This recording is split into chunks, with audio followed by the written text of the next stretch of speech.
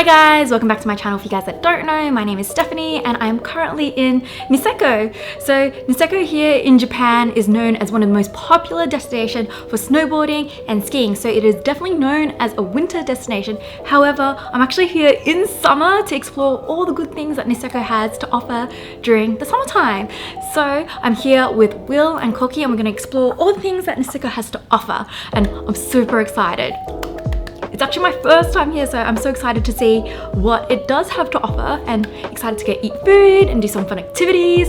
And on top of that, guys, I don't know if you noticed, but this hotel room is absolutely unreal. Like, we have the pleasure of staying here at the Ritz Carlton in Niseko Village, and not only is the hotel absolutely incredible with its onsen, and this room has a ridiculous view. Guys, this view though, not only does it have a great view, but it actually has an indoor onsen, like my own private little onsen bathtub here, where I can also enjoy the view. So that's what I'm gonna do. On top of other things as well. Anyways, without any further ado, let's get to it. Okay, so the first thing I had to do was enjoy an amazing bubble bath in my private onsen. Shout out to Will for filming and taking photos for me as well. After that, we all headed downstairs because the Ritz-Carlton actually has an amazing restaurant there in Niseko. So we actually had so much food and I got this amazing Wagyu beef bowl which had this onsen egg on top with truffle. Yeah, your girl could not resist.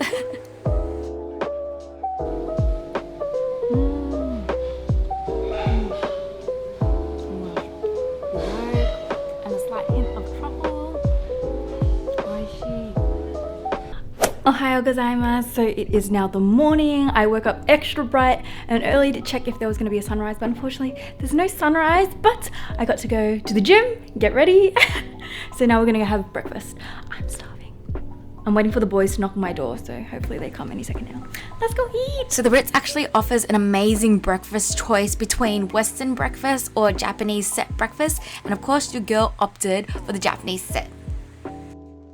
So basically this is yukumana. It's an assortment of different things including grilled fish, but I wanted to especially share with you guys one of my favorite things here in Japan, which is very polarizing. So this here is natto. So natto is like fermented soybeans, and as you can see, the texture is insane. Look at that. It's like, I usually describe it as like okra, the texture. It's quite slimy and sticky, which is kind of off-putting to say, but it actually tastes quite nice. So usually people eat this for breakfast here in Japan. I know people who like eat it with a raw egg and some rice. So yeah, I'm gonna feed it to Will today so he can try his first experience.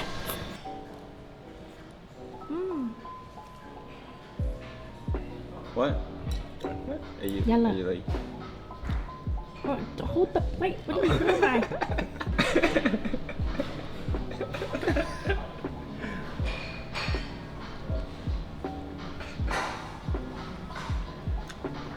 Thoughts? Struggling. It's struggling. There's not much taste. It's just beans. Do you like it? Yeah, it's not bad. The smell is kind of strong, but it's okay. It's in my hair, I think. Do you like natto?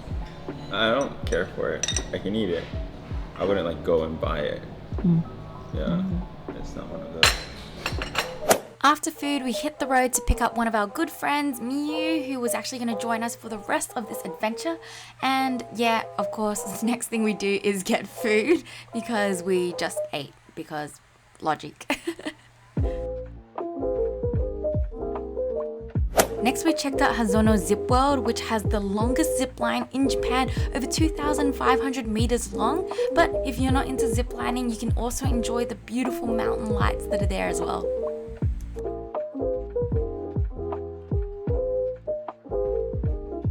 Okay, it's finally time to eat, guys. Your girl is starving, so we are so blessed to be able to eat at the Park Hyatt today in Niseko. And because Hokkaido is super famous for melons and it's summer, I decided to get this really interesting appetizer starter, which is basically melon with beef and mozzarella. So let's see if it works. Itadakimasu. Okay. Do you reckon I should have them all together? I guess we'll find out. Pull out. Oh, disaster. Alright. Pray for me.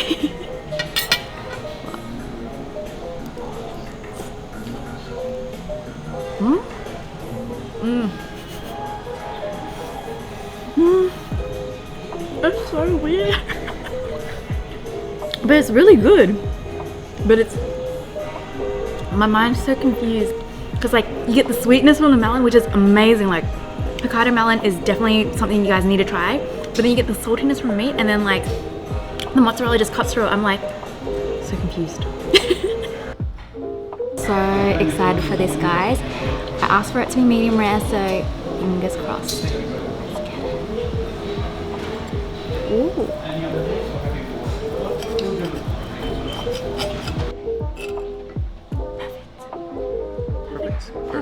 Perfect.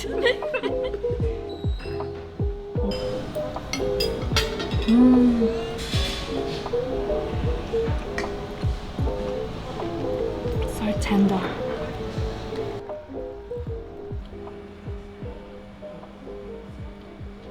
Wow. It's so soft. It's still hot.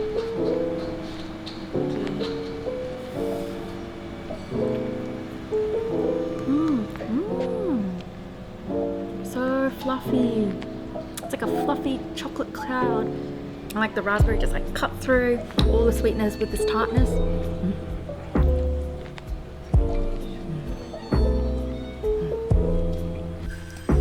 So we actually had the pleasure of checking out this amazing wild onsen in the middle of Niseko. Usually in winter you cannot actually access it on foot because it is covered in snow, but we actually bush bashed our way through there to this amazing place, and we actually got a couple of photos as well, which is pretty cool.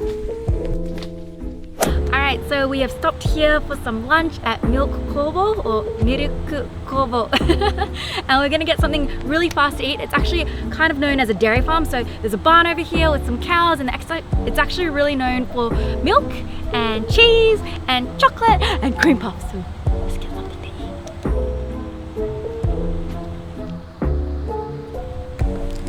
So if you know about Hokkaido, you know that Hokkaido is incredibly famous for all their milk-based product, which includes ice cream, and for me, it includes cream puffs. So that's what I got today. And I have a cream puff. Guys, look how freaking massive it is. It's like the size of my face. That's so cheap too. All right, itadakimasu.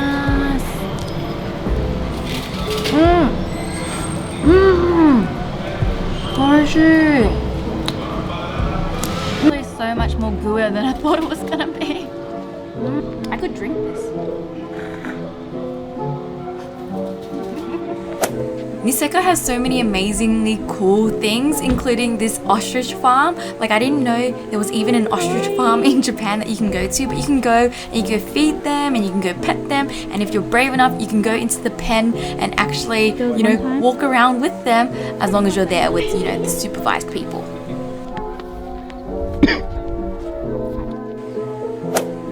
So if you know me, one of my favorite alcohols of all time is gin, and Niseko is home to this amazing gin distillery.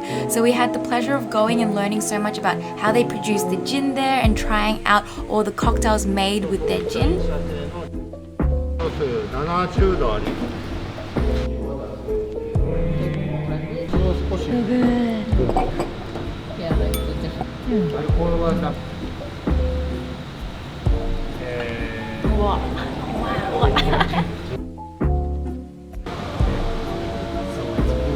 So if you're gonna do anything on this list, I know there's a lot of things on this list, but this is the thing that you should not miss out on. Samosa Gallery is an amazing place that actually has not only art, but incredible food. We had this amazing degustation course that I can't even begin to explain how good the food was. This is probably one of my favorite dining experiences in my 3 to 4 years in Japan, so if that's not saying something, I don't know what is. And And one of our final things that we did in our incredible trip to Niseko was actually go horseback riding. I know Niseko has more animal friendly things than I thought. We got to meet these horses and ride around in Niseko and feed them, and you know, it was just good wholesome fun. So on our next adventure, we actually went horse riding. So here we have Monoko and Daifuku. So Daifuku was kind enough to let me ride her, and she was so sweet. It was such a fun experience. I haven't been horse riding since, I can't remember, probably like the 8th grade. But yeah, it was actually much easier than I thought because they're so sweet. We actually got a couple of photos as well and got to feed them some carrots to thank them for all their hard work. So yeah, super fun experience. Alright guys, that's it for the video. Thank you so much for tuning in if you are still here tuning in. I am back from Niseko and officially living in Tokyo now. I also want to take time to say thank you so much to Will for, you know, organizing the whole trip and helping with everything. Like, this whole opportunity would not be possible without him, so please go check him out. Also, I want to say thank you to Koki and Miyu for coming along and providing so much fun and entertainment and help making content together. It was a super memorable trip. Like, I've never been to Niseko before, and usually people go during winter, like I said before, but we got to experience in summer. It was so much fun, and I'm talking really fast. Anyways, that's it for the video. Thank you so much for tuning in once again. Yeah, I'll see you guys in the next one. Bye.